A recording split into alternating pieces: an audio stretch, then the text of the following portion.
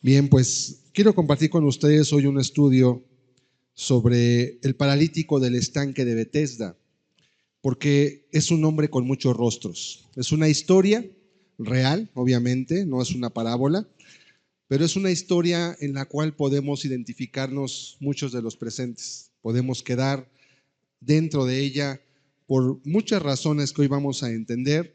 Es una de las historias que más se lee de la Escritura porque nos lleva a muchas de las necesidades que como seres humanos tenemos, por enfermedades, que efectivamente era un enfermo el que estaba aquí, un paralítico, pero también a veces por la historia que rodea a todo el evento de este hombre, precisamente, la cual quiero también comentar el día de hoy.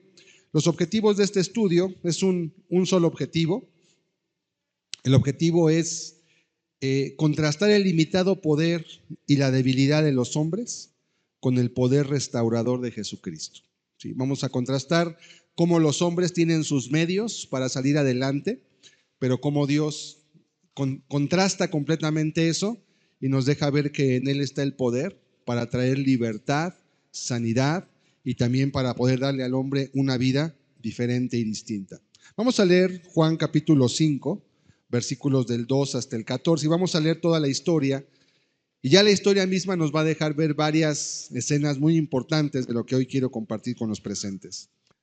Y hay en Jerusalén, cerca de la puerta de las ovejas, un estanque llamado en hebreo Betesda, el cual tiene 5 pórticos.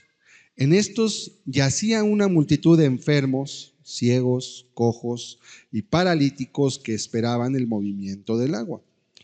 Porque un ángel descendía de tiempo en tiempo al estanque y agitaba el agua, y el que primero descendía al estanque después del movimiento del agua quedaba sano de cualquier enfermedad que tuviese. Y había allí un hombre que hacía 38 años que estaba enfermo. Cuando Jesús lo vio acostado y supo que llevaba ya mucho tiempo así, le dijo: ¿quieres ser sano? Señor, le respondió el enfermo, no tengo quien me meta en el estanque cuando se agite el agua, y entre tanto que yo voy, otro desciende antes que yo. Jesús le dijo: levántate, toma tu lecho y anda. Y al instante aquel hombre fue sanado y tomó su lecho y anduvo, y era día de reposo aquel día. Entonces los judíos dijeron a aquel que había sido sanado: es día de reposo, no te es lícito llevar tu lecho. Él le respondió: el que me sanó, él mismo me dijo, toma tu lecho y anda. Entonces le preguntaron: ¿quién es el que te dijo, toma tu lecho y anda? Y el que había sido sanado no sabía quién fuese, porque Jesús se había apartado de la gente que estaba en aquel lugar. Después le halló Jesús en el templo y le dijo: mira, has sido sanado. No peques más para que no te venga alguna cosa peor. Vamos a orar, vamos a pedir a Dios su ayuda. Padre, te damos muchas gracias por la oportunidad y el privilegio de la vida, Señor. Y agradecemos también la oportunidad de estar reunidos en este día, en este lugar donde hemos podido alabar tu nombre, pero donde también queremos hoy ser bendecidos y alimentados por tu palabra. Esa palabra que sacia el alma, Señor, y que anhela nuestro espíritu. Dánosla hoy, Señor. Ayúdanos a comprender cómo la vida de un hombre puede ser transformada cuando tú te acercas a él, Señor. Y qué importancia tiene la fe y la sencillez de verte como alguien misericordioso, para que podamos, Señor, acercarnos y vivir cerca de ti. Padre, háblanos, te ruego, en esta hora. Permite que esta palabra pueda ser aplicada por cada uno en su propia necesidad, en su situación actual, la cual yo desconozco, pero tú sabes perfectamente. Y concédenos hoy también poder ser libres, sanos, salvos, en el nombre de Jesucristo, Señor. Amén. Amén. Bien, lo primero que podemos mirar de esta historia, pues hay varias preguntas que yo mismo me hacía cuando yo leí este texto, cuando yo lo leí por primera vez y que conocí a Dios. Decía, bueno, ¿por qué tenían que esperar a que un ángel moviera el agua? ¿Y por qué Dios permitió que un ángel, verdad, hiciera eso? Y así como que tenía muchas preguntas. Y bueno, investigué al respecto. Vamos a leer un poquito de antecedentes y la historia para que comprendamos mejor el evento de que estamos hablando. Betesda es una palabra hebrea que significa casa de gracia o casa de misericordia. Eso significa la palabra Betesda. Y el estanque de Betesda era muy extraño porque fue convertido por los judíos en un santuario de milagros. Fue convertido por los judíos. Vamos a seguir leyendo. Varias excavaciones que se hicieron por parte de arqueólogos e historiadores no coincidían con la descripción bíblica de un estanque con 5 pórticos, por lo que llegó a considerarse que se trataba más de una creación ficticia que de un lugar real. Sin embargo, en el siglo XIX, el arqueólogo alemán Konrad Schick descubrió un tanque enorme ubicado a unos 30 metros al noroeste de la iglesia de Santa Ana, al inicio de la Vía Dolorosa, en el barrio musulmán de la Ciudad Vieja de Jerusalén. Schick es especialista en sistemas de agua en la antigua Jerusalén y no tardó en descubrir que el estanque coincidía con la descripción de los 5 pórticos de Juan. De hecho, se componía de 2 cavidades separadas por un muro, sumando un total de 5 muros. Vamos a ver una foto para ver qué fue lo que encontró este arqueólogo.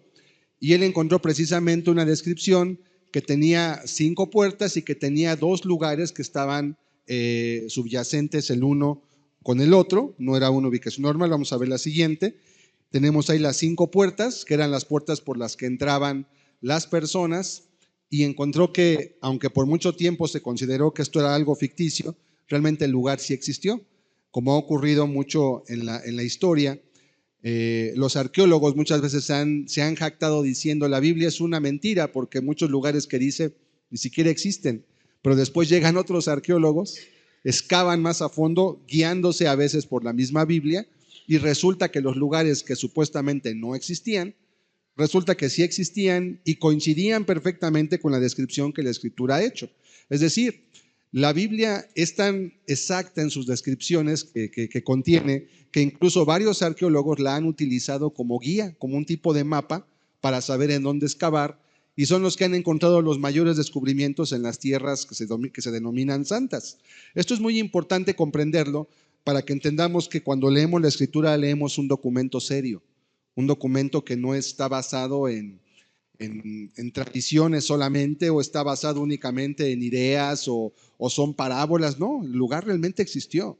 Realmente existía el estanque, y la descripción que da Juan es exactamente tal cual este alemán lo encontró. Y repito, no tiene mucho tiempo, tiene menos de 2 siglos que esto se encontró. Vamos a seguir leyendo.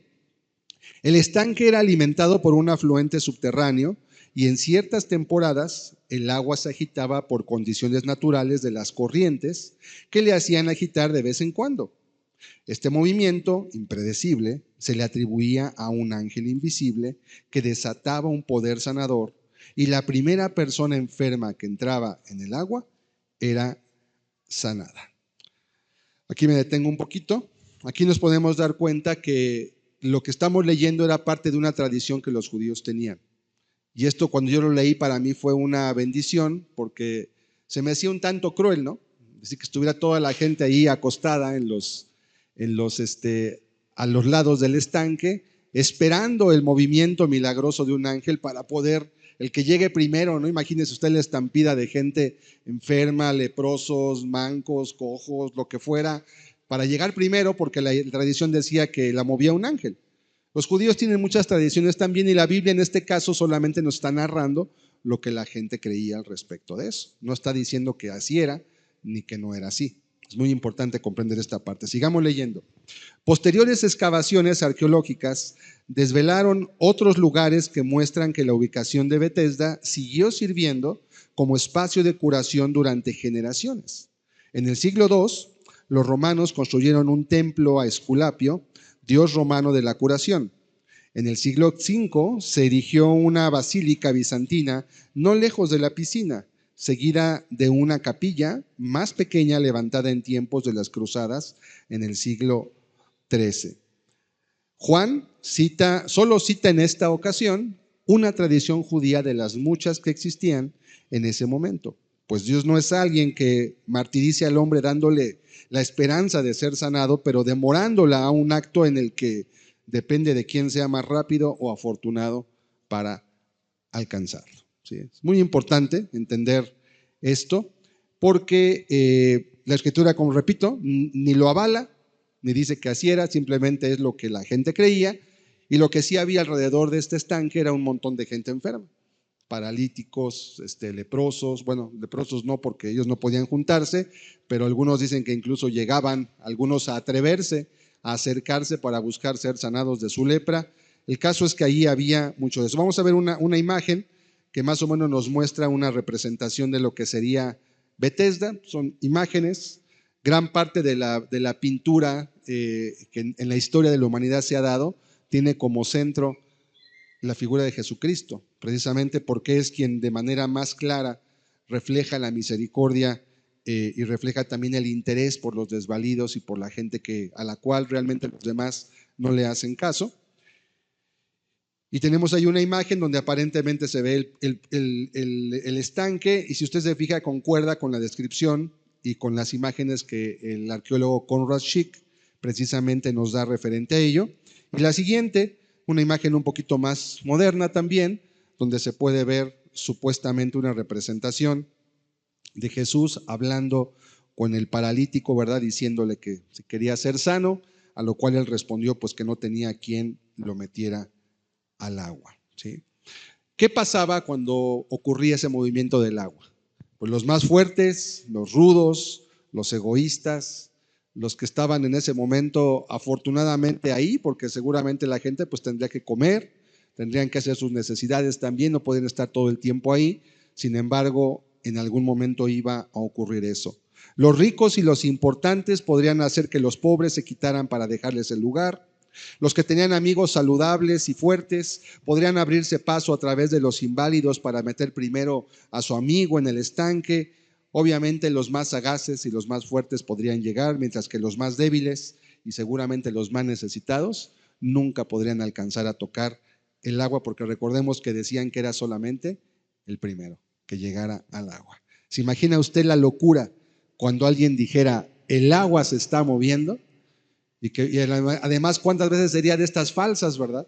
Es que me pareció oír que se movía, y mientras la estampida de gente corriendo para llegar y para que luego resultara que ni fuera cierto, o quizás llegara el primero y pues se sanaría, no se sanaría, y esperando. Ellos tenían promesas que Dios les había dejado, pero estaban ciegos a ellas porque se habían apartado del Dios de sus padres. No tenían que depender de que un ángel hiciera un milagro cuando tenían al Dios de todo poder precisamente cerca de ellos. Vamos a leer Éxodo 15:26, algunos textos que nos van a dejar ver precisamente estas promesas. Éxodo 15:26 dice la Escritura en este texto: y dijo, si oyeres atentamente la voz de Jehová tu Dios, e hicieres lo recto delante de sus ojos, y dieres oído a sus mandamientos, y guardares todos sus estatutos, ninguna enfermedad de las que envié a los egipcios te enviaré a ti, porque yo soy Jehová tu sanador. ¿Sí? No quiere decir esto siempre que una enfermedad sea producto del pecado, pero vamos a ver que en el caso de este hombre parece que sí hay una correlación, porque una vez que fue sanado, Jesús le dijo, mira, fuiste sanado, vete y no peques más. No sabemos la historia, por eso escribí al comienzo de este estudio que es un hombre con muchos rostros. Puede aplicarse a la historia de cualquier persona prácticamente en la que Dios de alguna manera hace obrar su misericordia. Jeremías 17:14, otro texto más que nos deja ver esta realidad. Jeremías 17, verso 14. Dice la Escritura, sáname, oh Jehová, y seré sano. Sálvame y seré salvo, porque tú eres mi alabanza. Es una certeza, sáname, oh Jehová, y seré sano.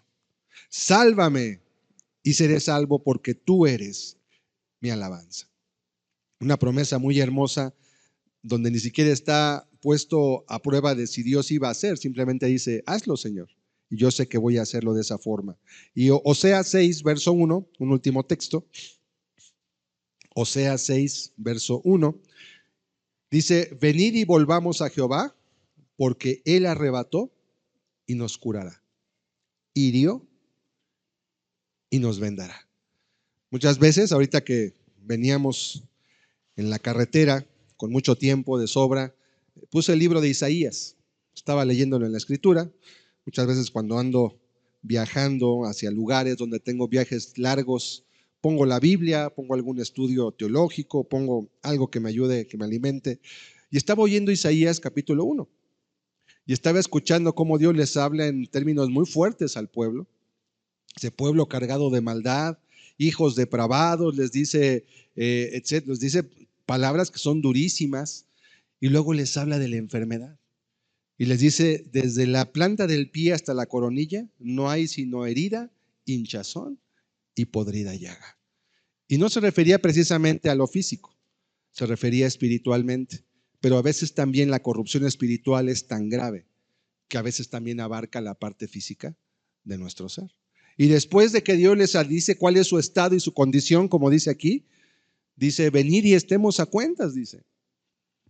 Si vuestros pecados fueren rojos como la grana, ¿verdad? Como la nieve serán emblanquecidos. Si fueren rojos como el carmesí, vendrán a ser como blanca lana. Pero antes les dice, arrepentíos y volveos a mí. Vuélvanse de su pecado, vuélvanse de su maldad, dejen la iniquidad, dejen sus ídolos, dejen todo lo que los ha alejado de mí, y entonces hay una promesa también de salvación. Por eso dice el verso 1 de Oseas 6, venid y volvamos a Jehová porque Él arrebató. ¿Pero por qué arrebató? ¿Qué les arrebató aquí? Pues les arrebató la salud seguramente. Les arrebató mucho de lo que tenían, y no porque Dios se los quitara, sino porque ellos mismos lo perdieron. Arrebató y nos curará, hirió y nos vendará también. El mismo que hace la llaga es el mismo que la cura. Y a veces cuando recibimos consecuencias en nuestra vida, no siempre es que Dios nos castigue. A veces también la enfermedad tiene consecuencias normales, lo que comemos, lo que no hacemos, lo que sí hacemos, nuestros hábitos, nuestras tensiones, nuestras emociones mal manejadas, la falta de perdón, la falta de gozo, la falta de paz. Todo eso nos va enfermando y va afectando a nuestro hígado, nuestro cerebro, nuestros riñones, nuestro corazón, nuestro sistema cardiovascular, nuestra presión se altera y nos va dañando. Muchas veces la enfermedad no es un fruto de un castigo de Dios, a veces también es consecuencia de nuestras propias decisiones. Pero a veces también llega y Dios te deja entender, si tú hubieras guardado mi camino, no estarías viviendo esto. Si tú hubieras perdonado a esa persona que tanto le tienes rencor, no estarías con esa emoción atravesada en tu mente y en tu vida. Si tú hubieras amado a esa persona, si tú hubieras recibido de mí el perdón, estarías en paz. Y hoy tendrías libertad para poder vivir tu vida con bendición, pero como no lo hiciste, hoy te has enfermado por eso. Si respetaras las reglas que yo te dejé en mi palabra, ¿verdad? Para poderte ayudar y cuidar y curar. Sí, hay por ahí una serie de libros muy buenos, los recomiendo. Yo no soy médico, pero hay un médico que escribe una serie de libros que los recomiendo en el sentido bíblico y se llaman La cura bíblica a, y dice cura bíblica al cáncer, a los triglicéridos, cura bíblica a determinadas enfermedades. Y lo que hace este hombre, que es cristiano además y es un médico, él te lleva a los orígenes. Dice, mira, Dios nos enseñó desde el comienzo cómo debíamos alimentarnos. Y como quebramos sus leyes y no nos alimentamos como Él nos dijo, hoy estamos recibiendo las condiciones de una mala alimentación. Así que si quieres sanarte, primero pues deja tu pecado, ¿verdad? Porque también te lleva al arrepentimiento. Son unos libritos de bolsillo, pequeñitos. Pero como es médico, también te explica qué consiste la enfermedad, por qué se origina y cómo tú puedes ayudar a tu cuerpo a que tu cuerpo mismo, que es una maquinaria maravillosa, se sane a sí mismo cuando tú le permites que se sane y lo dejas desintoxicarse. Te dice, quita estos alimentos, quita esto otro, esto te hace daño, esto te destruye tu páncreas, esto destruye tu riñón, esto te empieza a decir, es médico, repito. Y son libros muy buenos porque te ayudan a comprender las reglas con las cuales tu cuerpo fue formado y también te lleva a la parte espiritual igualmente del pecado. Y te dice también que muchas veces nuestro pecado es la propia causa de que estemos enfermos de muchas cosas. Dice, y el medicamento a veces no te va a curar, te va a componer una cosa y te va a destruir dos o tres. Y a veces es un ciclo que nunca termina. Entonces, pon tu confianza en Dios, porque como dice el texto, si te vuelves a Él, Él te va a vendar, Él te va a curar, porque Dios nos dejó leyes. Y esas leyes, cuando tú las practicas y las vives, te das cuenta que te llevan a una vida más larga, más fructífera, más bendecida. Y cuando tú dejas esas leyes, empiezas a recibir consecuencias por la falta de la bendición que Dios te puede dar. Vamos a volver a la narración de nuestro texto del paralítico de Betesda. Vamos a ver el verso 5 del texto original de Juan capítulo 5. Quiero que pongamos atención en varios aspectos de esta narración tan importante. Dice la Escritura, había allí un hombre que hacía 38 años que estaba enfermo. 38 años es una vida, literalmente. Muchos aquí no tienen todavía 38 años. Bueno, él llevaba 38 años enfermo. No sabemos su edad.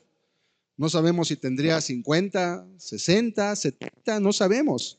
Pero sí sabemos que llevaba una vida completa postrado a la espera quizás de que ese estanque se agitara para poder buscar una opción para su sanidad. Verso 6. Cuando Jesús lo vio recostado y supo que llevaba ya mucho tiempo así, le dijo, ¿quieres ser sano? Imagínese usted que alguien lleva una vida postrado por una enfermedad. Alguien se te presenta de repente delante de ti y te dice, ¿quieres ser sano? Seguramente Jesús investigó quiénes son, ¿verdad? Él no los conocía. Y seguramente le dijeron, mira, aquel tiene 38 años aquí. Ya pasó el rey anterior, el que estaba en ese momento, que era Herodes, o ya Poncio Pilato seguramente todavía ni era el procurador ahí de toda la zona de Judea. Y él ya está aquí. Es el que más tiempo tenga, eso pienso yo, la Biblia no lo dice. Creo que por algo se dirigió esta persona. Y este inválido es un nombre, una persona que no tiene nombre. No se nos da un nombre en la Escritura porque representa muchos rostros y representa a todos aquellos que están en enfermedad, en necesidad y que realmente no tienen una esperanza de poder ser sanas. Que incluso algunos quizá ya han aprendido o se han conformado a quedarse como están, porque se dan cuenta que realmente sus posibilidades son ínfimas de poder ser sanas. O quizás sin esperanza, como es el caso de muchos hoy en día. Y como literalmente la persona ya estaba en una situación de, pues, ¿qué es lo mejor que puedo hacer? Quizás por alguna situación, como un paralítico podría llegar al estanque primero que cualquier persona que tuviera sus piernas. No habría realmente esperanza alguna para él. Muchos por esta condición se vuelven sin utilidad delante de Dios, no pueden servirlo en nada, no pueden conocerlo. Romanos 3, versículos 10 al 12, nos dice la Escritura cómo es la condición del hombre cuando está en esa situación, sin esperanza, lejos de Dios. Como está escrito, dice la Escritura, no hay justo ni aún uno. No hay quien entienda, no hay quien busque a Dios. Verso 12. Todos se desviaron, a una se hicieron inútiles. No hay quien haga lo bueno, no hay ni siquiera uno. ¿Qué hacía el inválido ahí? Esperar. Ahí comía, ahí dormía, ahí tenía seguramente ya su círculo de amistades, pues serían otros enfermos. La familia, por supuesto que no se encargaba de él, sino no estaría allí. No tenía esperanza. Dice la Escritura, todos se desviaron, a una se volvieron inútiles. Y podríamos hablar de la parálisis espiritual. Esa en la cual tú estás vivo, a lo mejor estás sano, tal vez gozas todavía de una salud buena o aceptable que te permite vivir una vida normal, sin embargo, lejos de Dios. Sin embargo, ajeno a las cosas espirituales, viviendo solamente en el mundo material, ignorando la eternidad e ignorando todo lo que Dios puede y quiere hacer en tu vida. Y de alguna manera, como dice el texto, todos se desviaron. Quiere decir que las personas voluntariamente tomaron un camino que no era el de Dios y por lo tanto se volvieron inútiles. Inútiles se refiere en el aspecto de que no le sirven a Dios. Pueden ser muy buenos trabajadores, excelentes padres, excelentes amas de casa, excelentes lo que sea, pero para Dios se han vuelto inútiles, no pueden hacer nada. Como dice el proverbio, las piernas del paralítico, dice, penden inútiles. Así es el necio el que lo envían, dice la Escritura. No sirven, no puedes confiar en ellas para nada. Ahí están, pero es igual que no estuvieran. De todos modos no puedes hacer nada con ellas y sería igual si no están. Y luego dice, ¿por qué? No hay quien haga lo bueno, no hay ni siquiera uno. La razón de esa inutilidad no es la enfermedad, son personas que han decidido vivir haciendo su propia voluntad, que han dejado a Dios lejos de su vida, o que lo toman en cuenta en las cosas que a ellos les gusta, ¿verdad? Porque yo me he encontrado que el ser humano es muy curioso, muchas veces si habla de Dios lo toma en cuenta, pero cuando le conviene, cuando quiere, cuando tiene tiempo y además le va a ser de utilidad. Y cuando no es así, cuando es un tema que no le gusta, cuando es una ocasión en la que está ocupado en otras cosas o cuando tiene otros intereses, a Dios lo dejan de lado. Pero cuando está en la necesidad, ahora sí, hablamos de Dios y buscamos de Dios. Por eso dice el texto, al final no hay quien haga lo bueno, no hay ni siquiera uno. Alguien puede nacer enfermo, quizá enfermarse, pero todo tiene un propósito también. Aún dentro de la enfermedad, la Escritura nos enseña que el ser humano es utilizar esa enfermedad para poderle hablar a su corazón. Yo no sé si tú hoy tengas algún mal, alguna enfermedad crónica, que de esas que no se ven, tú te ves normal, te ves como una persona que no tienes nada, pero estás padeciendo de algo, que está en tu cuerpo y que sabes que lentamente dentro de ti se está desarrollando y que al paso del tiempo va a ir empeorando, algo que se llama crónico y degenerativo, o tienes alguna enfermedad simplemente, ¿verdad? De esas normales que en México hay muchas de ellas. Vamos a leer Job 33, versículos 14 al 30, y quiero que leamos un poco acerca de cómo Dios a veces utiliza la enfermedad para poder llevarnos hacia Él también. Y que podamos aún en eso agradecer a Dios si es que nos toca esa situación. Job 33, versículos del 14 al 30. Este es un texto que yo uso bastante cuando visito personas enfermas y sobre todo cuando sé que la situación puede aplicarse a ello. Dice, sin embargo, en una o en dos maneras habla Dios, pero el hombre no entiende. Por sueño, en visión nocturna, cuando el sueño cae sobre los hombres, cuando se adormecen sobre el lecho, entonces revela al oído de los hombres y les señala su consejo. ¿Para qué? Para quitar al hombre de su obra y apartar del varón la soberbia. Detendrá su alma del sepulcro y su vida de que perezca a espada. Esta es una primera forma en cómo Dios habla. Dice que habla en sueño, en visión nocturna. No todos los sueños son de Dios, no todos los sueños tienen que ser espirituales, ¿verdad? A veces puedes soñar mal porque estás chueco con una almohada muy grande, porque tienes sed. Puedes estar mal porque estás enfermo del estómago y no puedes dormir bien, tienes una pesadilla. No quiere decir que sea de Dios. Pero muchos de esos sueños que a veces tenemos, sobre todo cuando van ligados a nuestra forma de vivir, sí pueden ser de Dios. Sueños que te hacen ver que estás en una condición mala. Sueños que te hacen ver, por ejemplo, que Dios viene y que tú te quedas. A veces también son avisos, ¿verdad? Son avisos. Una vez un hermano, me acuerdo, que tuvo un sueño muy impactante para mí por cómo lo describió y sobre todo porque después todo lo que él soñó precisamente se cumplió y era un aviso que él no pudo entender. Y él dice que él soñaba que el Señor venía y que subían todos, pero que subían como con un globo, como que un globo era el que lo subía hacia la presencia de Dios y veía a muchos hermanos que iban subiendo a la par de él y todos iban subiendo, pero que él vio que de repente su globo empezaba a quedarse y de repente empezaba a bajar y veía él cómo todos seguían subiendo y él empezaba a bajar y ahí se despertó y dice, y luego tuvo otro sueño similar, en la misma idea y él mismo me dijo, yo creo que Dios me está hablando. Dije, sí, hermano, Dios te está hablando, que tengas cuidado.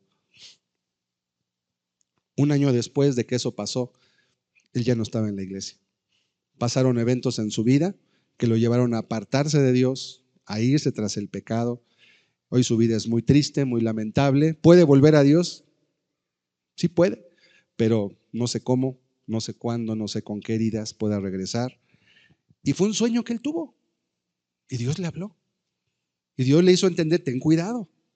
Va a pasar algo en tu vida que te puede llevar a un tropiezo, pero él no hizo caso. O tal vez se hizo caso, pero cuando vino la ocasión, no se acordó del sueño y siguió en su obra y siguió en su voluntad. Obviamente, aún una persona que asiste a la iglesia, cuando decide dejar de lado la escritura y no aplicarla en su vida, aunque esté en la iglesia, le va a ocurrir una tragedia en su propio corazón. Ser parte de la iglesia no es sinónimo de estar escudado contra todo. El que guarda la palabra es el que hace la voluntad, no el que la oye, sino el que la hace. Vamos a seguir leyendo, versículo 19. Entonces, una primera forma dijimos, por sueños. Segunda forma, también sobre su cama es castigado, con dolor fuerte en todos sus huesos, que le hace que su vida aborrezca el pan y su alma la comida suave. Su carne desfallece de manera que no se ve, y sus huesos, que antes no se veían, aparecen.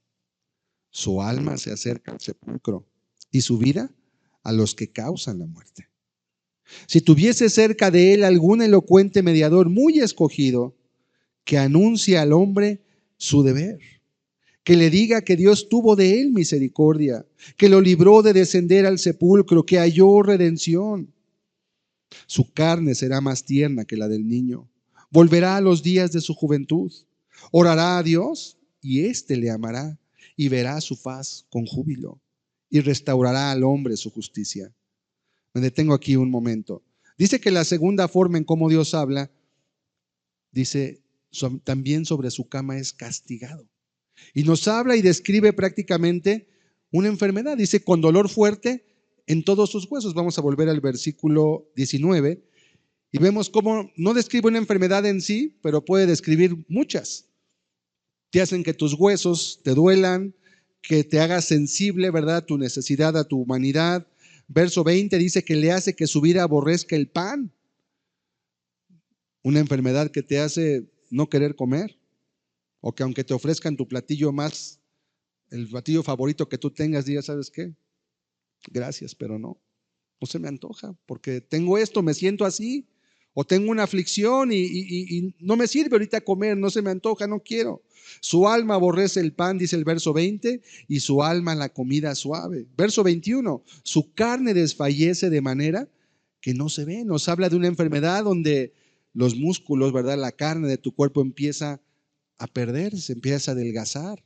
Algunos han descrito, han dicho, he leído algunos comentaristas que dicen que se refiere al SIDA. Creo que se refiere a muchas enfermedades. Dice, y sus huesos que antes no se veían, aparecen. Ahí estaban, nada más que no se podían ver, pero de repente, por la enfermedad, por el dolor, por la falta de apetito, por la intoxicación, etcétera, te empiezas a ser sensible a tu humanidad. Dices, me duelen los huesos, hasta huesos que yo ni sabía que tenía, ahora me duelen, ¿no? Mis músculos ahora empiezan a dolerme, no me puedo mover. O si me muevo me quiero parar, me quiero estirar y empiezo a tener dolor y empieza a venir una depresión también, porque no solamente es tu cuerpo, también tu alma empieza a sentirse, uy, ya no voy a hacer nada y qué tal si esto sigue y ya no puedo trabajar y ya no puedo hacer esto y vas a empezar a deprimirte. Y espíritu, alma y cuerpo van de la mano. Dice, y Dios te está hablando. Sigamos leyendo, verso 22. Su alma se acerca al sepulcro y su vida a los que causan la muerte. Dios te está haciendo entender dos cosas. La primera es que eres muy frágil. Somos muy frágiles, de hecho. Nuestra salud es como una tela de araña. Se ve muy bonita, se ve muy fuerte, pero es tan fácil quitarla y perderla. Y nuestra salud también es tan frágil, es tan efímera, es tan pasajero sentir estoy fuerte, voy a trabajar, voy a hacer mi vida si Dios quiere, si Dios te permite. Si no te da alguna enfermedad, porque nuestro cuerpo es tan frágil, un virus, una bacteria que no puedes ni ver, te infecta, llega a tu cuerpo y todos los planes que tú tenías, de repente se acaban, se truncan y a veces es Dios el que te está hablando. Dice, tu alma se acerca, su alma se acerca al sepulcro. Dios te hace ver, ¿puedes morir esto? ¿Y a dónde vas a ir? ¿Estás preparado? Y si hoy vinieran a pedirte tu alma, podrías decir, Señor, aquí estoy, ven por mí, recíbeme en tu seno. O dirías, no, Señor, espérame, Me falta hablar con fulano, me falta hacer estas cosas, tengo estos pendientes, tengo estas cosas que no he arreglado. ¿Estarías preparado? A veces también la enfermedad es un trato no solamente para el enfermo, a veces también es un trato para la familia del enfermo, porque a veces sufre más la familia que el propio enfermo. Y también es un llamado para ellos a restaurar relaciones, un llamado a rehacer la vida normal, un llamado a reconocer cosas que se han dejado pasar. Dios es muy sabio y cuando tú pones tu esperanza en Él, Él te va a empezar a mostrar por dónde debes caminar y saber si esa enfermedad realmente es para muerte o como ocurrió con Lázaro cuando Jesús les dijo, esta enfermedad no es para muerte, con todo y que Él murió, dijo, sino es para que el Hijo del Hombre sea glorificado. Versículo 23. Y entonces nos empieza a decir la necesidad tan grande de una persona en esa condición. Si tuviese cerca de él algún elocuente mediador muy escogido que anuncie al hombre su deber. ¿Qué le va a anunciar un elocuente mediador escogido por Dios? Primeramente le va a anunciar a la persona su deber. Mira, estás en pecado. Mira, tienes estos problemas en tu vida. Mira, esto no lo estás haciendo bien. Mira, te has olvidado de Dios. Mira, tú de Dios no tienes nada en tu vida, te has alejado de Él y Él te está llamando ahora. O a lo mejor ya estuviste y conociste a Dios, pero lo has echado tras tu espalda. Lo primero que se anuncia es su deber. Porque lo más importante de la vida del hombre es su espíritu, más que su cuerpo. El cuerpo de todos modos del polvo fue tomado y al polvo va a volver sano o enfermo. Pero el espíritu es eterno y trasciende la muerte y a Dios le interesa más salvar tu alma eterna que tu cuerpo mortal, terrenal y temporal. Por eso dice, un mediador elocuente lo primero que va a hacer es anunciar su deber. Es bueno orar por los enfermos, pero es mejor predicarles y luego orar por ellos también, para que no solamente vean a Dios como la pastilla, como el medicamento para mi enfermedad, sino también lo vean como alguien que les está hablando y que tiene un propósito más alto que únicamente se sientan bien. ¿Qué le va a decir? Dice versículo 24, que le diga que Dios tuvo de él misericordia. ¿Y cómo es que Dios tiene de él misericordia? Pues Dios te está hablando, te está buscando, se está acordando de ti. Qué bueno que no te aplastó un carro, ¿verdad? Y te pasaste la eternidad sin un instante, sino que estás haciendo cama y tienes tiempo de poder reflexionar y a lo mejor enmendar tus obras ahora que tienes oportunidad. Qué bueno, que mucha gente muere en un instante. El conductor de la pipa que hoy se estrelló, pues ya no tuvo tiempo de nada. No sabemos por qué, cómo se salió. Desde la carretera libre se podía ver la pipa ahí tirada y se estaba incendiando ya ahí en Llano Grande el pasto, creo que se detuvo, pero el hombre murió en un instante. Estaba bien con Dios su vida, ojalá, pero ese hombre no tuvo tiempo de hacer nada. Así que hacer cama por una enfermedad no siempre es una tragedia, a veces es una oportunidad de redención también. ¿Qué dice el texto? Que diga que Dios tuvo de él misericordia, que lo libró de descender al sepulcro, que halló redención. Verso 25, su carne será más tierna que la del niño, volverá a los días de su juventud. ¿Cuándo ocurre esto? Cuando la persona oye la voz, cuando la persona entiende que Dios le está hablando y se vuelve a Dios y se arrepiente y pide perdón y restituye, y quizá como el ladrón en la cruz no tiene tiempo de hacer tal vez todo lo que tuviera que hacer, pero Dios que ve el corazón sabe cuando una persona realmente de verdad está arrepentida y cuando no. Y cuando solamente quiere salir del hoyo para volver otra vez a las andadas, Él sabe todo eso. Nosotros no podemos saber, pero Dios conoce el corazón y Él sabe la intención del hombre. Bueno, cuando el hombre rehace su relación con Dios, su carne es más tierna que la del niño, como los días de su juventud. O sea, la época de estar sano, estar fuerte, que sientes que no te duele nada, que sientes que puedes ir a comerte el mundo porque tienes toda la vida por delante. Así. Verso 26, orará a Dios y éste le amará y verá su faz con júbilo. Y esto es en un sentido doble, presente, porque va a poder otra vez rehacer su relación con Dios. Y ya Dios no va a ser más, estoy en mal, estoy en pecado, me tengo que arrepentir, mejor ni oro, mejor ni leo la Biblia, porque cada vez que oro o leo me siento mal, me siento avergonzado. Ahora vas a poder ver su faz con júbilo. Y también en sentido futuro, porque si Dios te llegase a llamar de esta vida, para ti va a ser un gozo, va a ser una ganancia y no una pérdida, como muchos dicen. ¿Qué más va a pasar? Restaurará al hombre su justicia. ¿Cuál justicia? La justicia de Dios. Le va a restaurar su justicia porque esa persona va a volver al camino de Dios y va a volver a vivir de una forma justa delante de él. Eso es lo que quiere decir el texto. Verso 27.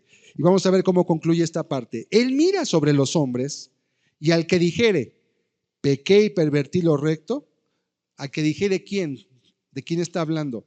Del que está enfermo, del que ha sido tratado por sueño.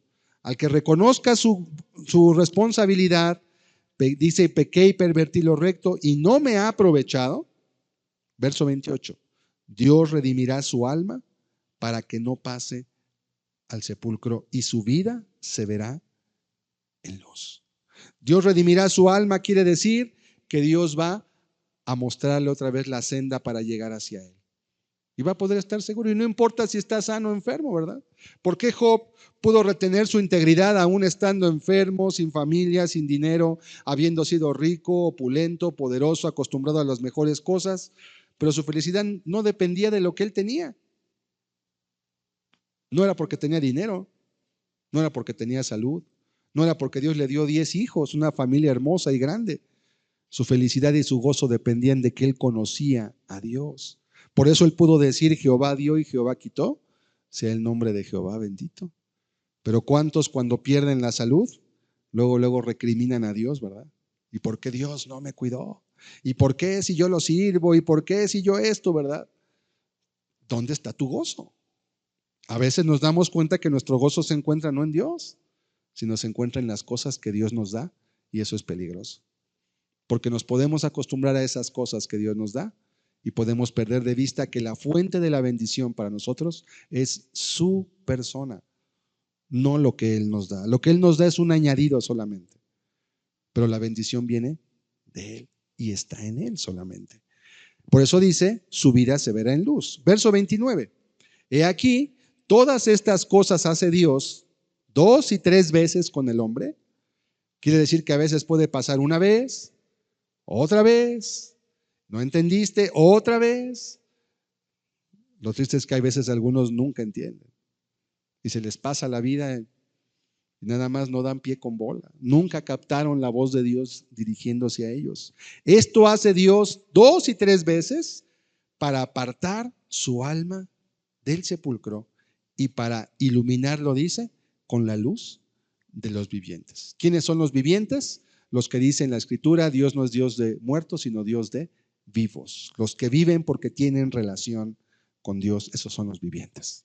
Pero los demás están muertos, están vivos en su corazón, están vivos en su cuerpo, en su cerebro, pero su espíritu, su alma están lejos de Dios y no pueden disfrutar la vida como fue diseñada para ser vivida, y están viviendo la vida a la mitad o a menos, porque están perdiendo la parte importante, la que no les va a ser quitada, y están reduciendo su vida únicamente a las cosas que de todos modos tienen que dejar, porque todo lo demás lo tenemos que dejar, queramos o no queramos aquí. No estemos esperando que pase algo milagroso que cambie tu vida. También esa idea es muy común en la religión, ¿verdad? Es que Dios va a cambiar tu vida. Y a veces las personas piensan como una especie de toque milagroso o mágico, no sé cómo expresarlo, donde Dios va a hacer algo en ellos, como que ellos no entienden, y de repente su vida va a cambiar. Y no hay nada de mágico en esto, así como no había nada de mágico en el movimiento de las aguas del estanque, porque era una corriente que se producía de manera natural. Tampoco hay nada de mágico cuando una persona viene a Dios. Dios te habla, tú escuchas su voz, tú vienes a Él, te arrepientes, te va a empezar a mostrar lo que debes hacer en tu vida y lo que debes dejar de hacer. Y ese cambio, sí, Dios te va a ayudar. Y la bendición, y quizá lo milagroso puede ser en que digas, ¿y por qué yo, Señor? ¿Quién soy yo para que te hayas fijado en mí? Eso sí es milagroso. ¿Por qué yo y por qué no otra persona? Es una pregunta que yo muchas veces me he hecho en mi vida. ¿Por qué me llamaste a mí, Señor? Pero luego veo que Dios también llamó a muchos juntamente conmigo, pero no todos respondieron a ese llamado. Muchos más fueron llamados, oyeron la misma predicación que yo, oyeron el mismo llamado, lo entendieron también, pero algunos dijeron, no, yo prefiero tomar este camino. Ok, yo quiero caminar con Dios. No, sí está bien, pero yo me quiero llevar con calma las cosas. Está bien. Yo prefiero caminar con Cristo, como Él me dice.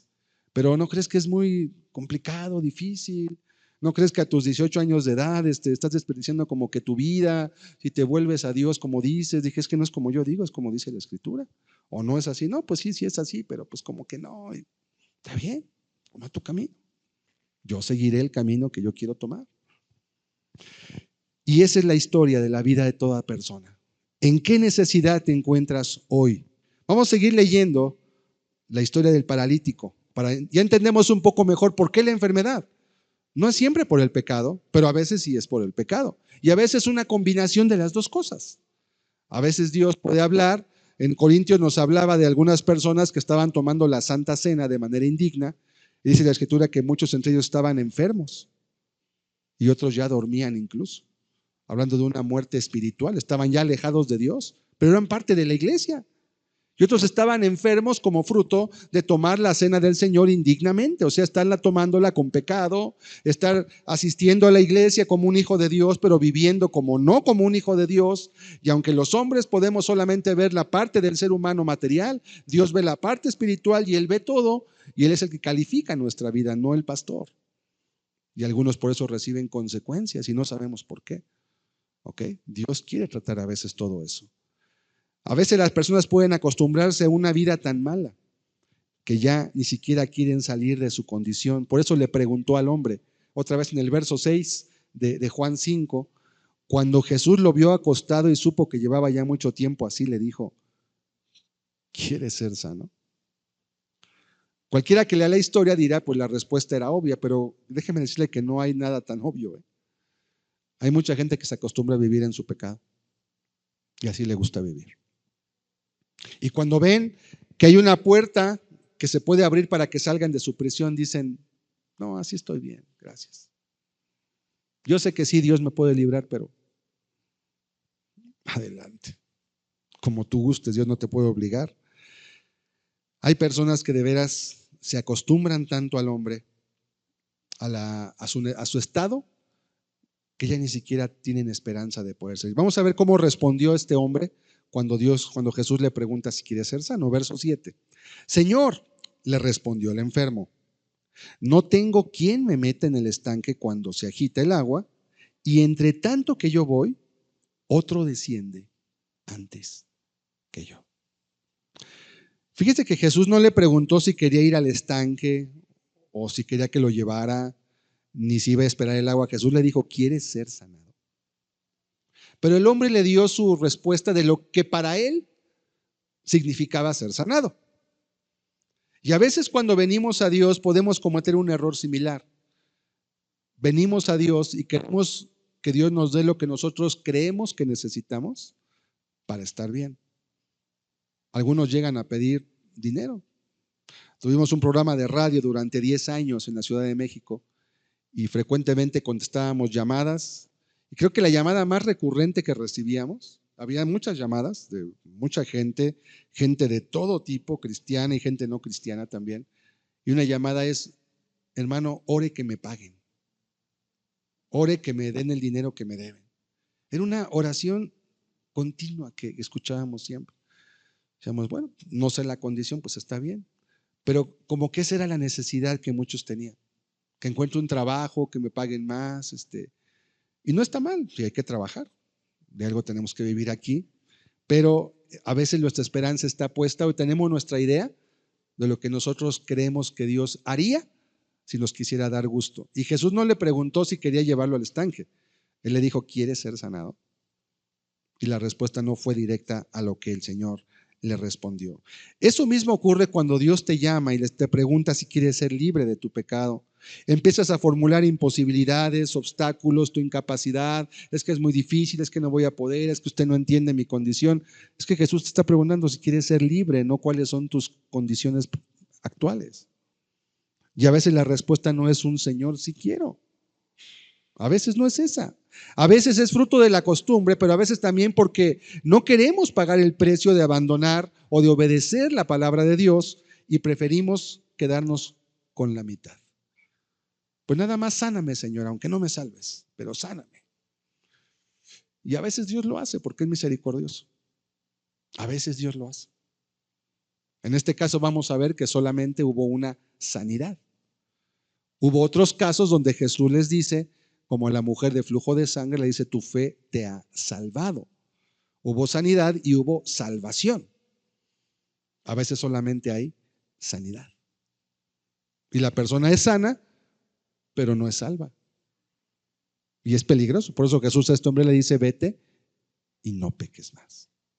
No vaya a ser que te venga alguna cosa peor que estar inválido 38 años. Sí, puede ser peor.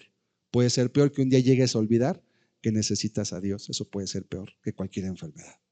Por eso le preguntó Jesús, ¿quieres ser sano? Y él dio su versión. No tengo quien me meta, van más rápido que yo, tengo mucho tiempo, pasa en la madrugada, pasa. Esa no fue la pregunta. Versículo 8. Jesús le dijo, levántate, toma tu lecho y anda. Y al instante aquel hombre fue sanado y tomó su lecho y anduvo, y era día de reposo aquel día. Esto solo podemos imaginarnos. Yo me quisiera imaginar la cara del hombre, su reacción cuando Jesús le dice, levántate. Oye, no se ve que Jesús le haya tendido la mano. Le dijo, levántate. Él tenía que levantarse. Pudo haber dicho, no puedo, estoy paralizado, me duele, no siento las piernas. Levántate, fue una orden. Y a veces cuando Dios se acerca también a nosotros, Él nos dice, sígueme, ven conmigo. ¿Y qué empezamos nosotros a decir? No, pues sí, me gustaría mucho, pero no, ahorita no puedo. No, sí, no digo que no, pero hoy no puedo. El otro mes, el otro año, ahorita que arregle. Y empezamos a darle nuestra lista de razones por las que no podemos hacer lo que Él nos dice que hagamos. Jesús le dijo, levántate, toma tu lecho y anda. Tuvo que haber habido fe de parte de este hombre. Siempre la Biblia nos enseña que toda sanidad que ocurre viene también como un fruto de la fe de la persona que recibe la sanidad. Es algo mutuo. Dios te pide y tú le crees. Dios te salva, ¿por qué? Porque tú le crees también. Es un fruto de la fe. En el Nuevo Testamento dice la Biblia que el justo por la fe va a vivir. No por las obras como en el Antiguo Testamento, sino por la fe. Así cuando el Señor te llama, lo que debes hacer es levantarte, obedecer, tomar tu lecho y no volverlo a utilizar, sino para morar entre los vivos. Toma tu lecho y anda. ¿Sí? Es una orden. Así como cuando Jesús le dijo al mar, calla, enmudece. Era una orden, no fue una pregunta. Este hombre tiene muchos rostros, porque puede que no haya enfermos físicos, porque puede haber también enfermos espirituales. Pero aquí hubo otro problema, que cuando este hombre fue sanado, era día de reposo. Y según los judíos, según los fariseos, aquel día era tan sagrado que nadie podía hacer trabajo alguno, incluido cargar tu lecho y andar, porque era un trabajo. ¿Sí? No podías hacerlo. Versículo 10, vamos a ver ahora entonces otra enseñanza más que Dios nos da. Entonces los judíos dijeron a aquel que había sido sanado, es día de reposo, no te es lícito llevar tu lecho. ¿Sí? A ellos no les importó el milagro, no les importó que tenía 38 años, no les importó glorificar a Dios, les importaba que el día de reposo tenía que ser guardado. Y en eso estaba su mentalidad cuadrada.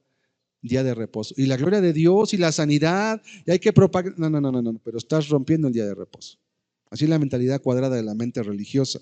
Versículo 11. Él le respondió, el que me sanó, él mismo me dijo, toma tu lecho y anda. ¿Sí? Siendo bueno, ok, sí es cierto, no debería cargarlo, pero es que él me dijo, toma tu lecho, así como me sanó.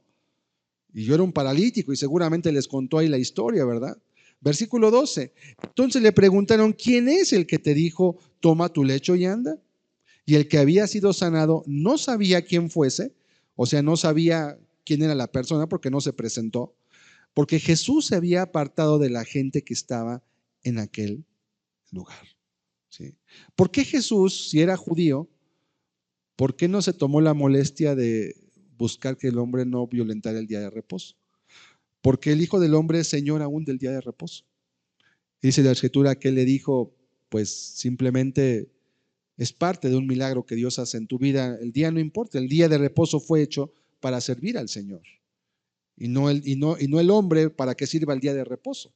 Pues toma tu lecho y vete, no hay problema. Las leyes religiosas de los hombres no están por encima de la voluntad de Dios. Había sido libre y le era lícito por cuanto Dios le había mandado hacerlo.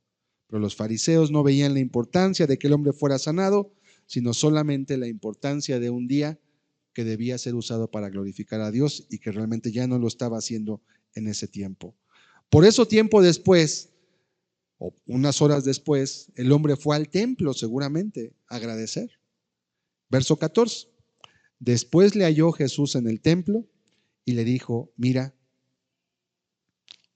has sido sanado. Él diría, pues sí, fui sanado, pero no peques más. ¿Qué haría este hombre si estaba paralítico? ¿Cómo pecaría? Dios sabe la vida de cada uno. Nosotros podemos solamente vemos nosotros un paralítico y nos llega una imagen de conmiseración, de compasión, pobre hombre, ¿qué va a hacer con su vida? Ayudarle, darle algo, pero Dios ve el corazón.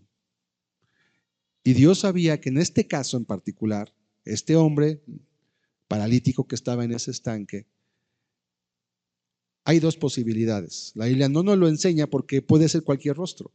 La primera es que este hombre tuviese esa enfermedad por causa de algo que él vivió o hizo en su vida. ¿Sí? Por ejemplo, cuando sanó al ciego, que era ciego de nacimiento, en Juan capítulo 9, se nos dice claramente que él no había pecado, ni sus padres, sino que era una enfermedad que estaba diseñada o planeada para que Dios mostrara su gloria. Ahí no había pecado, ni del joven o el hombre, era un hombre ya de más de 40 años, ¿verdad? Ni tampoco de sus padres. No había pecado. O sea, a veces una malformación congénita, pues no es por fruto del pecado de los padres o de los hijos. Una violación de las leyes de la herencia, ¿verdad? También.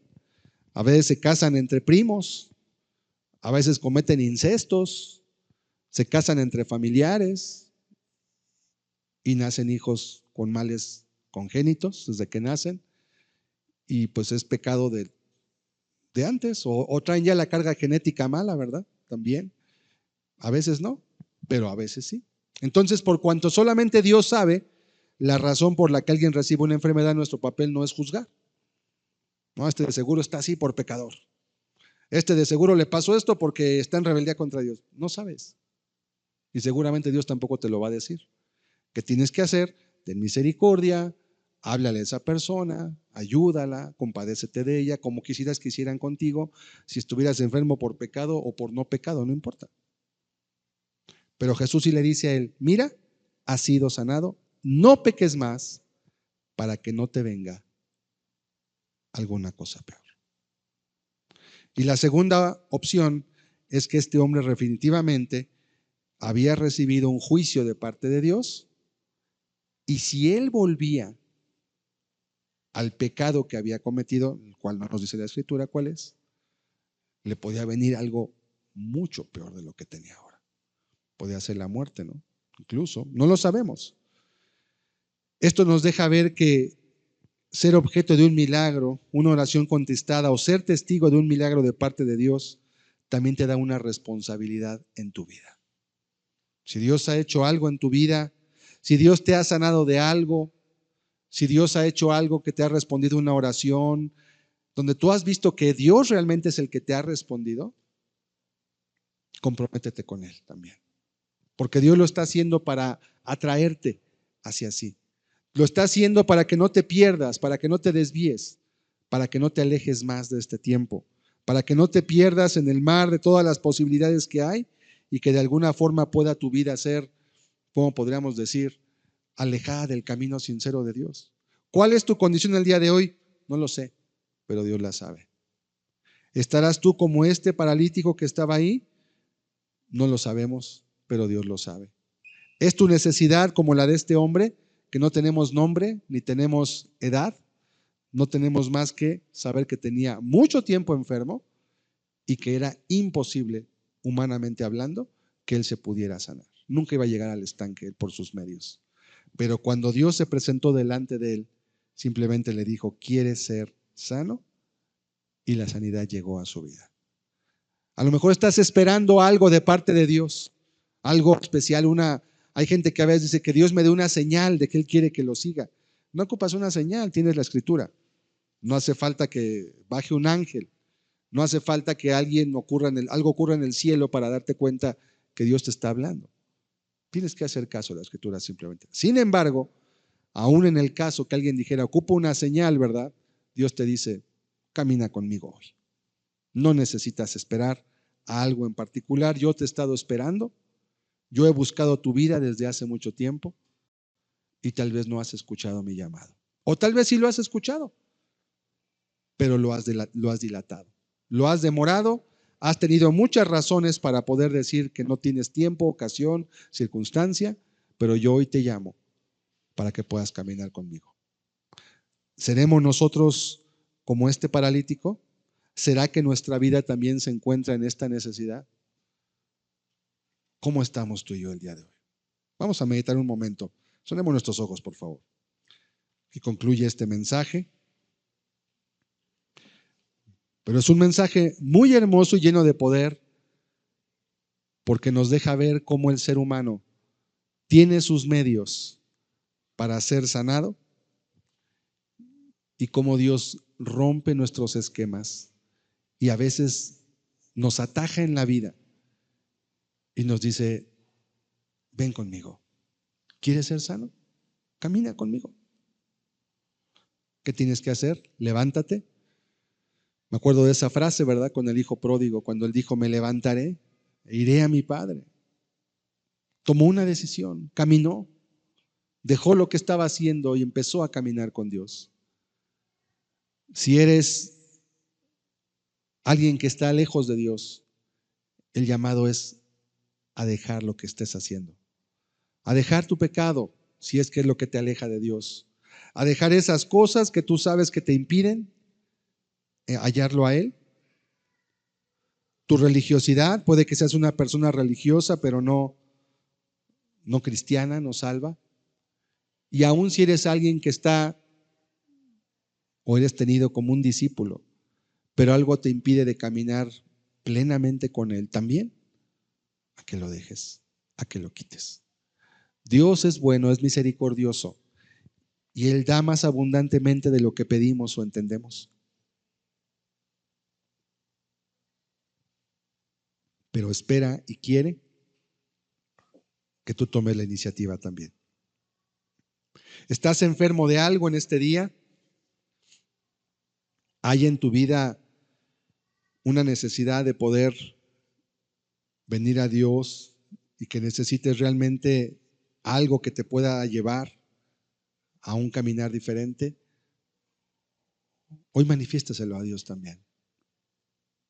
Hoy dile la razón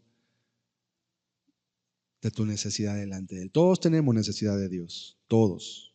Yo estoy en primer lugar, pero es diferente la necesidad que tenemos cada uno.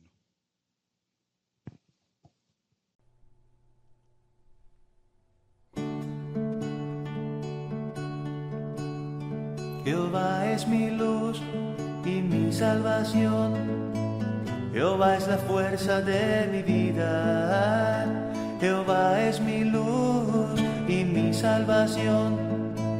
Jehová es la fuerza de mi vida. ¿A quién temeré? ¿De quién me atemorizaré? ¿A quién temeré? ¿De quién me atemorizaré? Jehová es mi luz y mi salvación. Jehová es la fuerza de mi vida. Jehová es mi luz y mi salvación. Jehová es la fuerza de mi vida. ¿A quién temeré?